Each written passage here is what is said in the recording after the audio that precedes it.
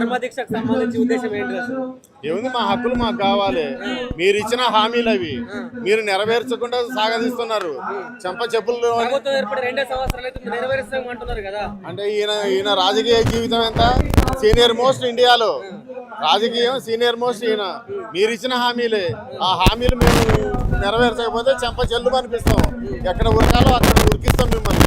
మా యొక్క వచ్చేది బెదిరిస్తున్నారా ప్రభుత్వాన్ని? తప్పకుండా బెదిరిస్తాం. మా హక్కు అది, మా హక్కు అండి అది. నువ్వు ఏ రకంగా ఆశ పెట్టి నువ్వు చేసినావు కాబట్టి అందుకనే బెదిరిస్తున్నావు. నువ్వు మాకు ఆశ పెట్టి హామీ ఇచ్చింది నువ్వు కానీ నెరవేర్చకపోతే మేము బెదిరించక ఏం చేస్తాం?